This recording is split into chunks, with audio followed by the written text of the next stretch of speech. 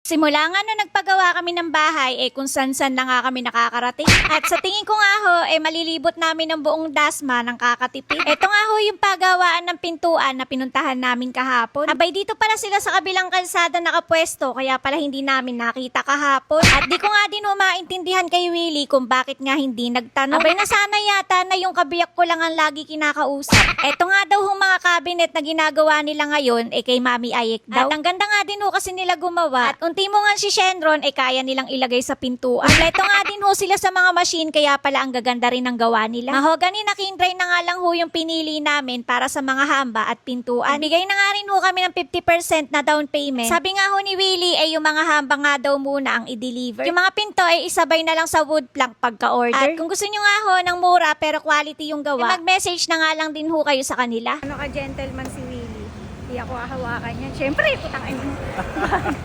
Tapos nga namin sa pintuan, dumiretso naman kami dito sa City Hardware para makiinom. Mainam na nga lang na may palibreng iced tea dito. Abay, 50 pesos din yan pag binili. Tumingin na nga din ho kasi ako ng mga tiles dito. At baka sakali, may magustuhan na nga ako. Di nga ho mga tiles na para sa CR, tumitingin na nga din ako. At sana, hindi ako magkamali ng pili. Dahil ang gusto ko nga ho mangyari sa bahay, hotel vibes. Pag madami nga ho kasi ako nakikita, madami nga din akong nagugustuhan. At ang hirap din ho palang mag-mix and match ng wall at floor. First time ko nga ho makapasok dito sa City Hardware. At ang laki din pala neto. Di nga ho si Willie, libang na libang din magtingin-tingin dito. Ay nakikipili, akala mo naman talaga may tutulugan dun. Bago nga ho kami umuwi, dumaan muna kami dito sa pinapagawa naming bahay. At sakto nga, nakakadating lang din netong deliver ng simento. Malapit na nga ho kasi silang magbuhos ng mga biga, kaya kailangan na nilang mag-stock ng mga simento. Dito naman sa likod, natanggal na nila yung ginawa nilang palikuran. At dito naman ho sa second floor, halos patapos na yung ginagawa nilang mga pamorma. Paikot nga ho iyan at lahat ho ng may asinta meron ding roof beam. Dito naman ho sa slab ng attic patapos na rin sila maglatag ng mga steel deck. Mataas pa nga ho yung kisame niyan at sa tingin ko pwede pa nga ako magpalagay ng hawakan. Ng ano na naman ba yung iniisip mo? Ito nga ho sa CR phenolic board nga ho yung nilagay. Dahil pag prone nga ho sa moist at basa mabilis nga hong kakalawang. At dito naman ho sa taas ganito na nga ho yung itsura. May naka-welding na nga din hong mga bakal sa steel deck. At bukas nga ho lalatagan na nga din nila to ng mga bakal. Mangilan-ngilan na nga lang din ho yung hindi pa nalalagyan ng pamorma. Sa susunod na upload ko nga ho makikita nyo na tapos na nga ho silang maglagay ng mga pamorma. At dito naman ho sa aerial shot ganito na nga ho yung itsura. Halos kasing laki nga din ho ng kwarto namin yung magiging attic. At medyo malaki din pala kahit papaan. Sa tingin ko nga hindi na bababa itong mag-aama. Pag natapos na nga itong gaming room. Parang nagbago na nga ho yata yung isip ko. At gusto ko na nga lang ho gawing tong rooftop. Kaya hanggang dito nga ho muna ulit yung update ko sa inyo ngayong araw. Kaya naman, wag mo kakalimutan i-follow. Bukas na lang uli!